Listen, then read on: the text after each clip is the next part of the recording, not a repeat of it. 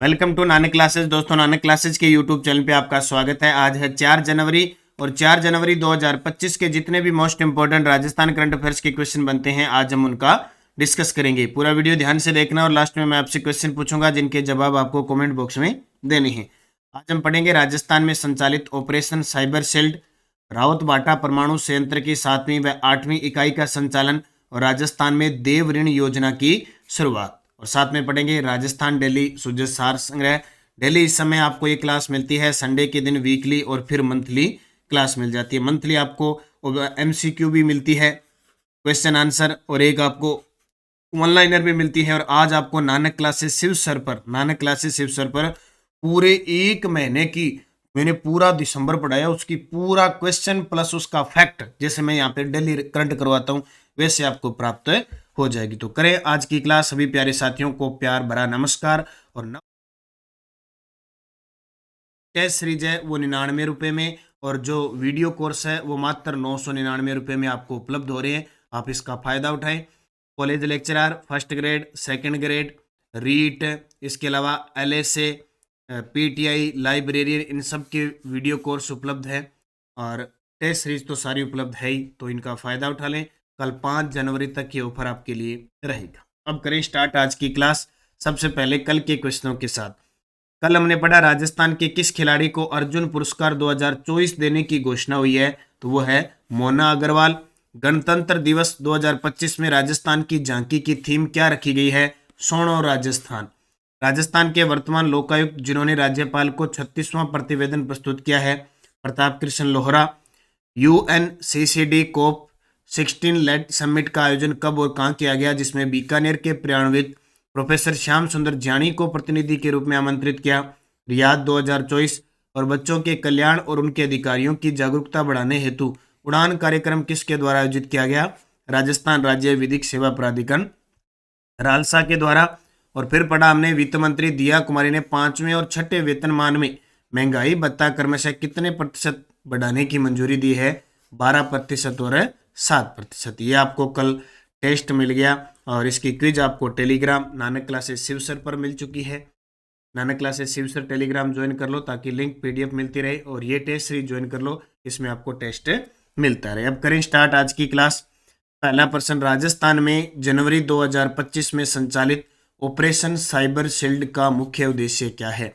तो सीधी सी बात है, सबसे खतरनाक है। आज की ताजा रिपोर्ट के अनुसार अमेरिका के बाद भारत में सबसे ज़्यादा साइबर अटैक हो रहे हैं, और भारत में भी सबसे ज़्यादा जो भरतपुर और डीग क्षेत्र है वो सबसे ज़्यादा, दिल्ली का क्षेत्र है ना, वहाँ सबसे ज़्यादा साइबर अटैक है। तो ऑपरेशन साइबर शील्ड का मुख्य उद्देश्य है संगठित साइबर वित्तीय अपराधों से निपटान। संगठित साइबर जो वित्तीय अपराधों से निपटना, ये ऑपरेशन साइबर शील्ड का मुख्य उद्देश्य है।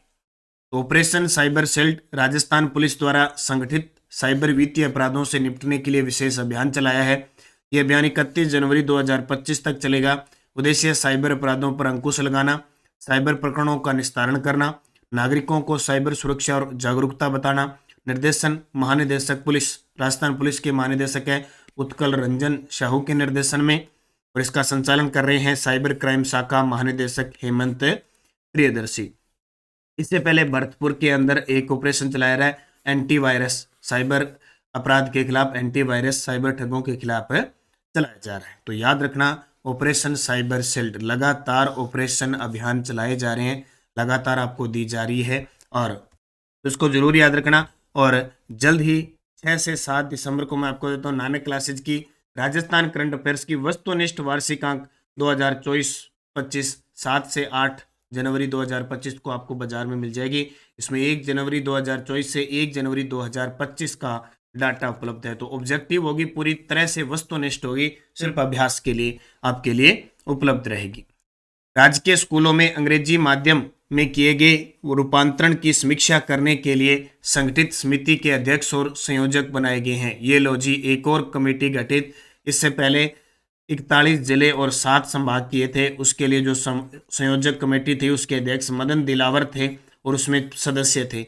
अब क्या है, जो English Mahatma Gandhi English medium school है, जो राजकीय स्कूलों को लगभग 3700 स्कूल है, उनको इंग्लिश मीडियम स्कूल कर दिया था।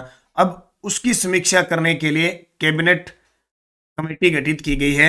उसके अध्यक्ष और संयोजक बनाए गए हैं डॉक्टर प्रेमचंद बेरवा। एक काम और शुरू हो गया, जो राजस्थान के अंदर राजकीय स्कूल थे उनको इंग्लिश मीडियम स्कूल बनाया था, उनको रूपांतरण किया था। लगभग 3700 स्कूल है। अब उनकी समीक्षा करने के लिए कैबिनेट मंत्रियों की एक कमेटी बिठाई गई है। उसके अध्यक्ष और संयोजक डॉक्टर प्रेमचंद बेरवा बनाए गए हैं। जैसे एसआई भर्ती के लिए संयोजक कमेटी बनाई थी जोगाराम पटेल के नेतृत्व में, और जिलों के लिए मदन दिलावर की बनाई गई थी, और रिव्यू रिपोर्ट के लिए ललित पंवार को बनाई थी। तो कहीं न कहीं से प्रश्न आएंगे। अब ये कमेटी देखो क्या कहती है। तो प्रदेश में राजकीय स्कूलों को अंग्रेजी माध्यम में रूपांतरित करने के लिए समीक्षा हेतु गठित कमेटी समिति। अध्यक्ष और संयोजक डॉक्टर प्रेमचंद बेरवा को, जो उप मुख्यमंत्री हैं, उच्च शिक्षा मंत्री हैं और सड़क व परिवहन मंत्री हैं।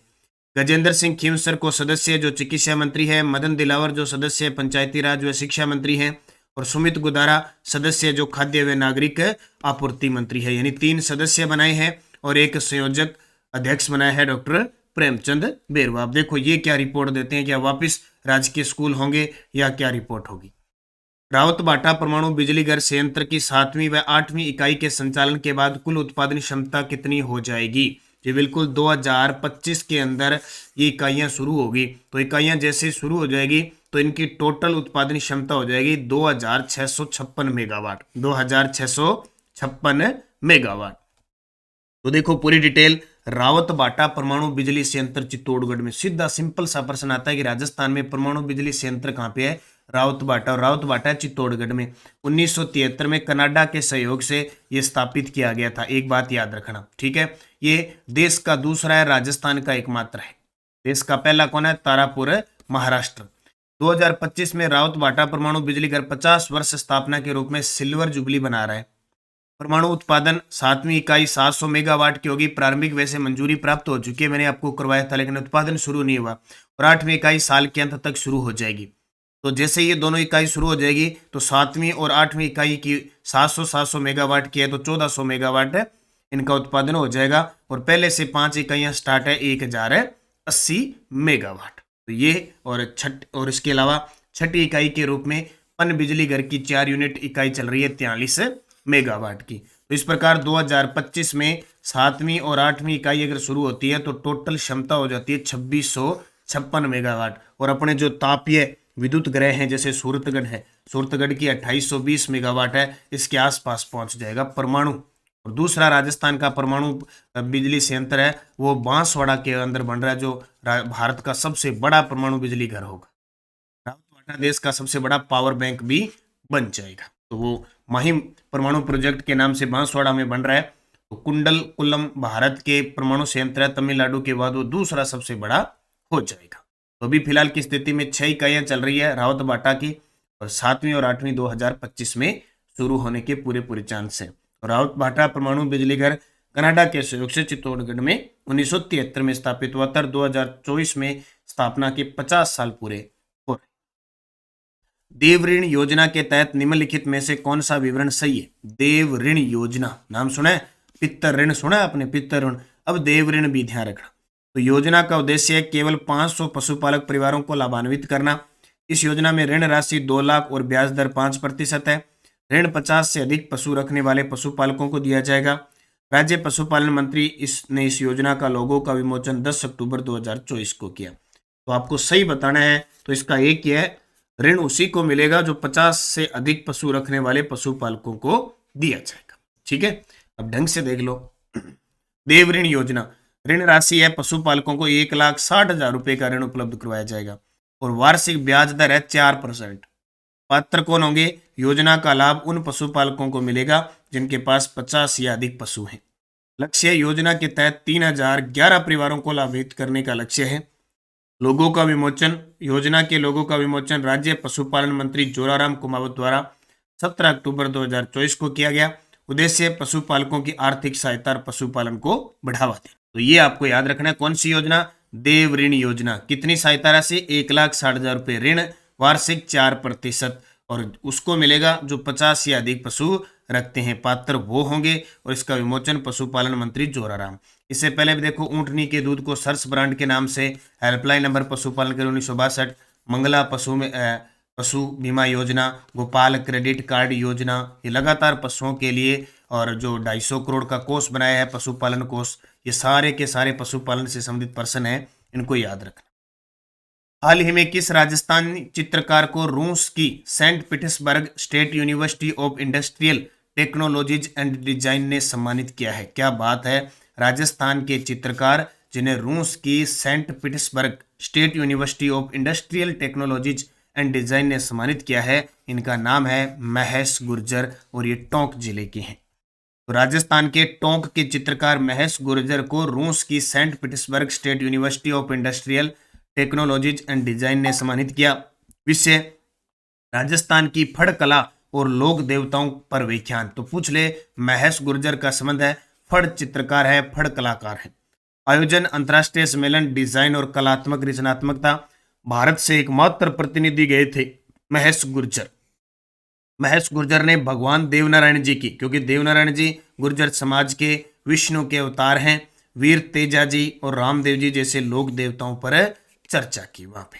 तो टोंक के चित्रकार महेश गुर्जर चर्चा में आ गए, याद रखना, फड़ कला से संबंधित है। ठीक है, टेलीग्राम ज्वाइन कर लियो नानक क्लासेज और नानक क्लासेज शिव सर, ताकि आपको पीडीएफ लिंक कोई भी सूचना आपको प्राप्त होती रहे। पिछले वीडियो का क्वेश्चन था सलूम्बर जिला किस संभाग में आता है? तो सलूम्बर जिला उदयपुर संभाग में आता है। अलग भी किससे हुआ था? उदयपुर से हुआ था। अब आपके लिए क्वेश्चन जिसका जवाब कमेंट में देना है। अर्जुन पुरस्कार 2024 से सम्मानित मोना अग्रवाल का संबंध किस खेल से है? अर्जुन पुरस्कार 2024 से सम्मानित, तो कबड्डी, कुश्ती, बैडमिंटन, निशानेबाजी। सही जवाब आपको कमेंट बॉक्स में देना है। यस्टे डोज किस चित्र शैली में फरूक फाल का चित्र मिलता है जिस पर आसिफ खारो बेटो लिखा हुआ है? मेवाड़। किस मेवाड़ शासक से किशनगढ़ की राजकुमारी चारुमती संबंधित थी? राज सिंह। किस 1916 में बिजोलिया किसान पंचायत का सरपंच नियुक्त किया गया? मन्ना पटेल। किस पुरातात्विक स्थल से एक अभिलेख मिला जिसमें मौर्य सम्राट अशोक ने बौद्ध ग्रंथों के अध्ययन की अनुशंसा की? विराट। और शिवालिक अभिलेख के अनुसार किस चौहान शासक ने गजनी के अमीर खुसरो शाह को पराजित किया? विग्रहराज चतुर्थ। ये सारे आरपीएससी सेकंड ग्रेड संस्कृत विभाग में आए हुए पर्सन है। अब 5% की ओर चर्चा करते हैं सेकंड ग्रेड संस्कृत विभाग में। निम्न में से कौन सा नृत्य थांकना शैली में किया जाता है? फैजल अली खान, जिसने 1857 की क्रांति के दौरान मुगल बादशाह के पुत्र को सैन्य सहायता प्रदान की थी। महाराणा प्रताप के गठबंधन में शामिल ताज खां कहाँ का शासक था? वे लोक देवता जिन्होंने गायों की रक्षा हेतु तो अपने प्राण त्यागे थे। कौन कौन से थे वो याद रखना, बार बार पेपर में आ रहे हैं।